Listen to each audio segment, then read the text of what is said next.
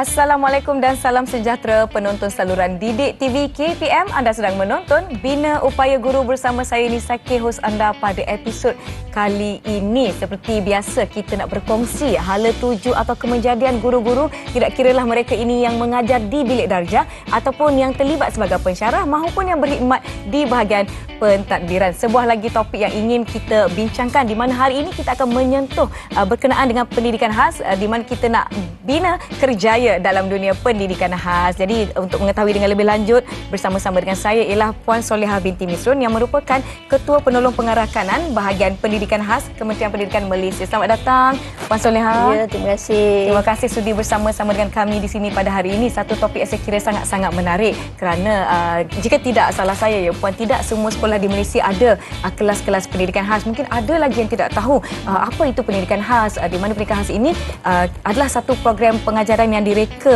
bentuk berpandukan ciri-ciri individu yang memenuhi keperluan individu yang berpendidikan khas. Tapi seperti saya sebutkan tadi, ada yang masih tidak faham lagi apa itu pendidikan khas. Mungkin Puan Solehah sebagai mukadimah ya, boleh kita jelaskan sedikit mengenai apa itu pendidikan khas. Baik. Untuk pemilihan kriteria utama bagi seorang guru bersedia untuk menjadi guru pendidikan khas, soalan ni kita kena faham. Baik. Dia istilah dia antara guru dan juga guru pendidikan khas. Baik. So kalau guru dia ada memiliki kualiti peribadi. Okey, kualiti peribadi ni macam minat, penyayang, penyabar, dari segi kasih sayang. Baik. Sebab kita faham anak didik kita adalah murid yang berumur daripada umur prasekolah, umur 4 tahun ke atas sehinggalah umur 17 tahun 17, di bawah sistem KPM. Tetapi untuk guru pendidikan khas ni dia perlu ada extra mileage. Okey, kelebihan yang perlu ada pada murid guru berkenaan supaya dia memiliki, selain daripada kualiti peribadi tadi, dia perlu ada juga kemahiran-kemahiran tertentu. Dari segi subject matter expert, dia akan menguasai bidang-bidang tertentu. Dan untuk pendidikan khas ini kita perlu yakin dan kita perlu sederapkan dalam hati bahawa sepanjang proses seseorang murid berada dalam sistem kita, murid-murid ini memerlukan intervensi, murid-murid ini memerlukan rehabilitasi dan juga memerlukan sokongan daripada cikgu. Jadi untuk hal ini, cikgu kena blend, hadam ketiga-tiga aspek kualiti peribadi, kemahiran profesional dan juga perkara-perkara lain yang sesuai dengan ketidakupayaan murid berkeperluan pendidikan khas. Baik, saya pasti sebenarnya ramai lagi di luar sana yang berminat saya nak menjadi guru bagi murid-murid di kelas-kelas pendidikan khas. Bagaimana mereka ini nak memulakan langkah kepada kerjaya guru pendidikan khas? Baik, untuk perkara ini, seorang kita anggap dia adalah yang belum ada kemahiran untuk menjadi seorang guru. Pertama yang perlu ada dalam persediaan dari segi spiritual. Baik. Okey. Untuk mengajar murid berkeperluan pendidikan khas ini memerlukan kesabaran yang sangat tinggi.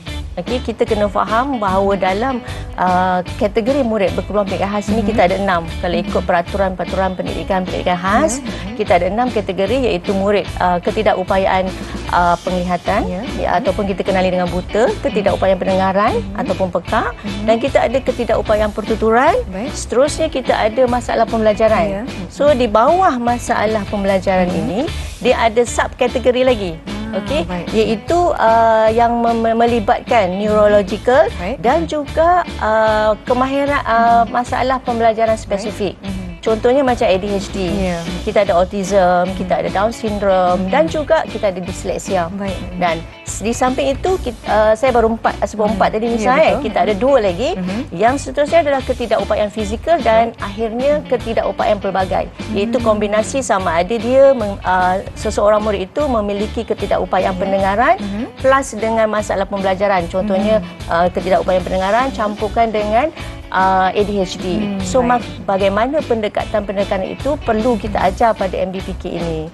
Jadi seseorang yang berhasrat untuk menjadi guru pendidikan khas perlu membuat pembacaan yang luas dan persiapan yang rapi.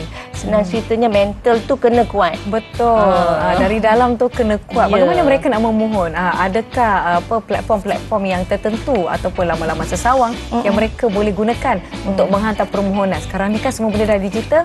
Buka komputer riba, okey saya nak memohon. Tapi di mana, Puan? Betul. Okey. Kena cakna dengan apa yang ada di portal KPM, dalam website Kementerian Pendidikan Malaysia, because dalam tu nanti sentiasa ada pengumuman, pemakluman iklan ini akan dibuka bila dan bagaimana untuk memohon. Biasanya mereka ini calon-calon guru perlu memohon dalam website dan dia ada link sekali dengan laman portal UPU. So kalau telah diiklankan, seseorang individu itu boleh memohon menggunakan link yang bersesuaian.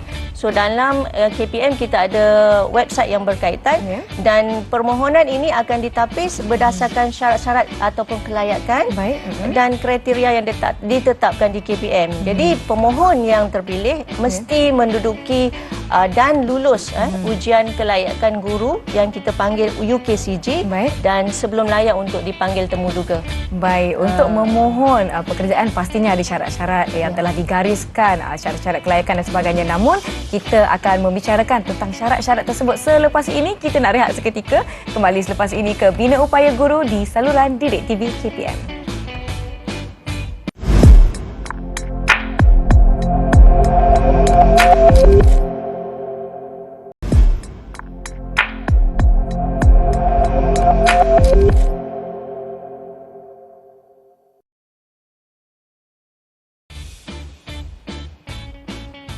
Bina kerjaya dalam dunia pendidikan khas, itu tajuk yang kita bincangkan di Bina Upaya Guru Didik TV KPM. Selamat kembali, masih bersama saya Nisa K dan Puan Solehah dari bahagian pendidikan khas Kementerian Pendidikan Malaysia. Seperti yang kita tahu, portal untuk memohon bagi mereka yang berminat ingin menjadi guru pendidikan khas. Namun apakah dia syarat-syarat yang telah ditetapkan bagi calon-calon ini untuk memohon? Silakan Puan. Baik, terima kasih Nisa. Sama-sama. Kepada bakal-bakal guru yang ingin mempunyai kerjaya dalam bidang pendidikan, perlu memenuhi syarat yang dan kelayakan untuk menyambung pelajaran di Institut Pendidikan Guru Malaysia. Yang ini khusus untuk Institut Pendidikan Guru Malaysia lah.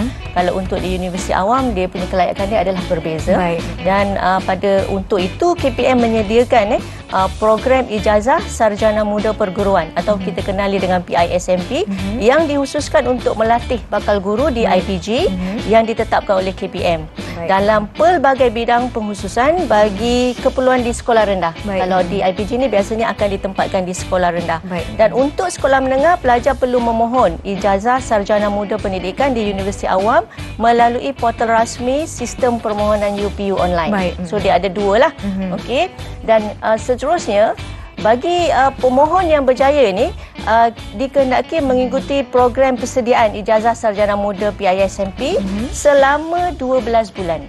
Okey, ataupun 3 semester di IPG berkenaan yang telah ditetapkan oleh KPM. Kita ada banyak IPG di seluruh Malaysia dan pemohon yang lulus pula ini akan diberikan sijil tamat PPISMP dan ditawarkan untuk mengikuti pengajian PISMP selama 4 tahun.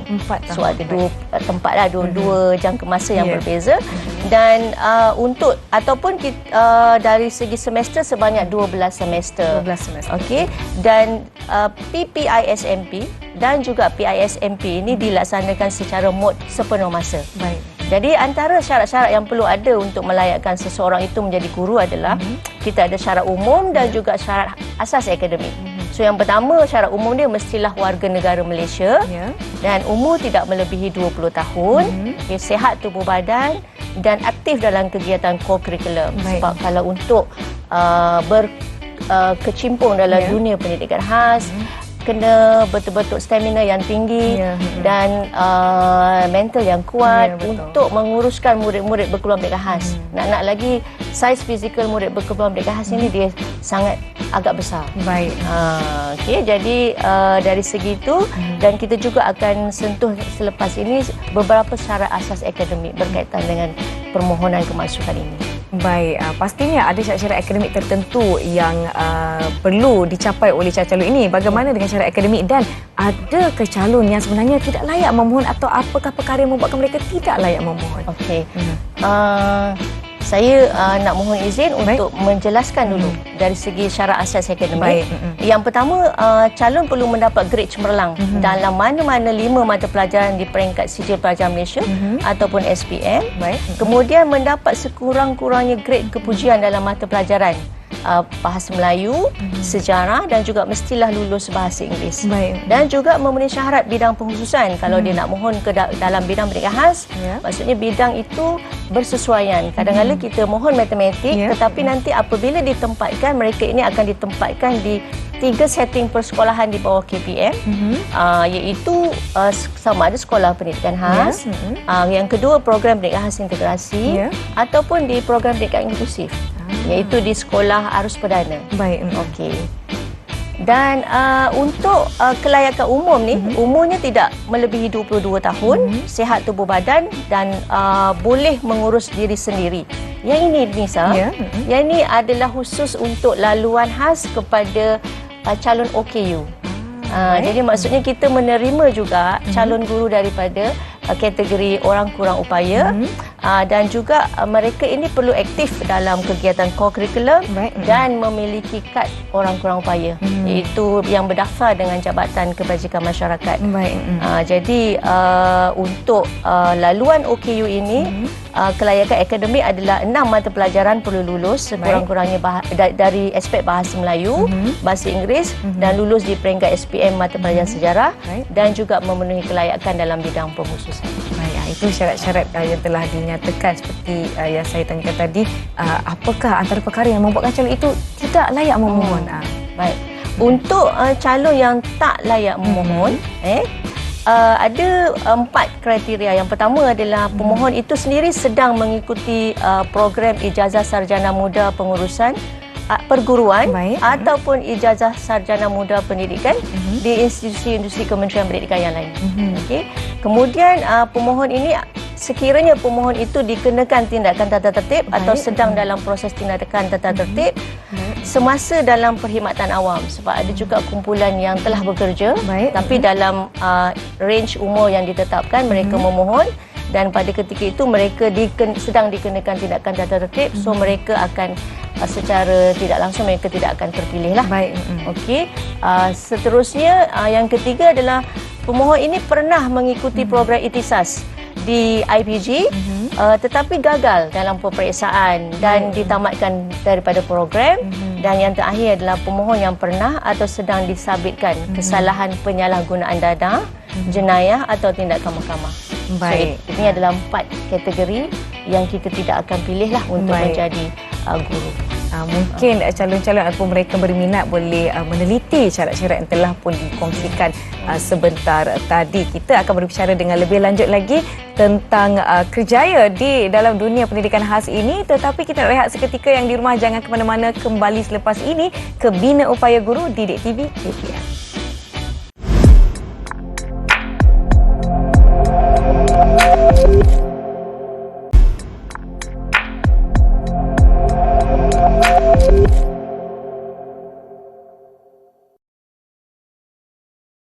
Terima kasih masih menonton Bina Upaya Guru di saluran Didik TV KPM. Sedang kita bicarakan mengenai bina kerjaya di dalam dunia pendidikan khas. Kita telah tahu apakah syarat-syarat yang diperlukan dan siapakah ataupun perkara yang membuatkan calon-calon itu tidak layak memohon. Tapi mesti ramai yang tertanya-tanya, ya Puan, di manakah bakal-bakal pendidik ini bakal ditempatkan setelah tamatnya kursus mereka di IPG? Okay. Terima kasih Nisa. Untuk penempatan selepas bakal guru ini menjalani latihan, kita ada dua tempat lah. Yang pertama, sekiranya dia adalah guru OKU, dan dia mempunyai bidang pengkhususan dalam subjek matter expert. Contohnya kalau saya OKU penglihatan, tetapi saya mempunyai kemahiran dalam bidang option saya adalah subjek matematik, so ada kemungkinan saya juga akan ditempatkan di sekolah arus perdana dan mengajar murid arus perdana. Baik. Okey. Dan ada juga kumpulan guru-guru ini akan ditempatkan sekiranya mereka mempunyai pengkhususan dalam bidang pendidikan khas. Baik. Contohnya PISMP, option masalah pembelajaran. Jadi guru-guru ini akan ditempatkan di sekolah pendidikan khas. Baik. Kita ada 34 buah sekolah di seluruh negara. Ya. Dan juga kita akan tempatkan guru-guru ini di program pendidikan khas integrasi yang ada di sekolah arus perdana. Baiklah. Jadi bercakap mengenai guru-guru pendidikan khas ni, pastinya mereka menanti-nantikan ataupun melihat kepada peluang untuk meningkatkan lagi profesionalisme mereka di dalam bidang mereka. Mungkin Puan boleh jelaskan lebih lagi tentang bagaimana peluang untuk guru-guru pendidikan khas ini meningkatkan profesionalisme mereka. Ya, sebagai guru, bukan berartinya bila jadi guru kita berhenti setakat itu. Ya. So ilmu itu kena dicari dengan apa cara sekalipun. Dan dalam hal ini bahagian pendidikan khas KPM sentiasa berusaha untuk memastikan pengetahuan guru-guru ini sentiasa up to date. Okey, selari dengan perkembangan zaman. Dan sekiranya guru-guru ini telah ditempatkan dalam sistem KPM, mereka ini akan meneruskan mendapatkan latihan secara berterusanlah melalui program pembangunan profesionalisme secara berterusan ataupun kita panggil continuous professional development bagi guru-guru yang sedia ada. So kita nak pastikan peningkatan profesionalisme mereka itu adalah dalam bentuk pembelajaran dengan menghadiri kursus, latihan semasa bekerja ataupun melalui program mentoring, coaching ataupun kita laksanakan juga program attachment dengan agensi-agensi yang berkenaan dan ini akan menyumbang kepada peningkatan profesionalisme guru itu sendiri. Saya pasti banyak program dan latihan yang telah disediakan oleh KPM untuk meningkatkan lagi kompetensi dan juga kualiti guru-guru di Malaysia, termasuklah buat guru-guru pendidikan khas. Membenarkan kita sebenarnya cemburu betul masa tu dengan kita, ya Puan. Ya, ada lagi soalan saya nak tanyakan, tapi saya ingin Puan kongsikan apakah antara harapan Puan kepada guru-guru pendidikan khas atau mereka yang berminat ingin menjadi guru-guru pendidikan khas di luar sana. Silakan Puan. Okey, pertamanya kita kena ingat bahawa pendidikan adalah untuk semua. Okey. Walaupun anak-anak kita adalah murid berkebutuhan pendidikan khas, mereka berhak untuk mendapatkan peluang yang sama rata dan juga kita nak penuhi hasrat KPM iaitu untuk melahirkan anak yang baik lagi cerdik. Baik. Dan dalam hal ini bahagian pendidikan khas di Kementerian Pendidikan Malaysia, kita ada hala tuju untuk murid berkebutuhan pendidikan khas ini. Okey, iaitu individu berkebutuhan pendidikan khas berpengetahuan dan berkemahiran untuk berdikari. Jadi hasrat kita adalah ke arah itu.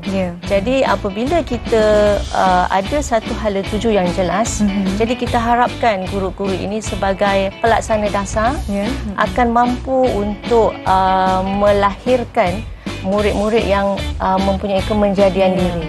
Dan murid-murid kita akan berupaya mengoptimumkan potensi diri mereka sesuai dengan ketidakupayaan yang mereka punyai.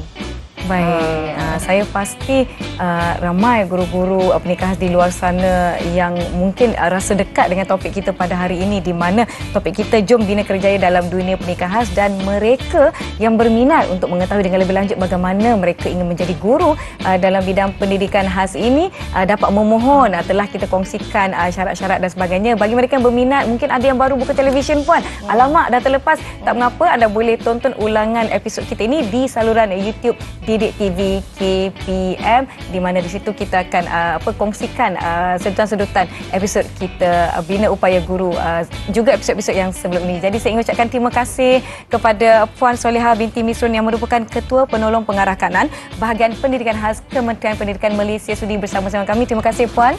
Harap tidak serik ya Puan ya. Perkongsian hari ini saya pasti banyak manfaatnya kepada semua yang menonton. Terima kasih saya ucapkan kepada para penonton yang telah setia bersama kami. Jangan lupa saksikan Bina Upaya Guru di episod yang akan datang di saluran Didik TV KPM. Saya Nisa K. Assalamualaikum. Terima kasih. Kita jumpa lagi.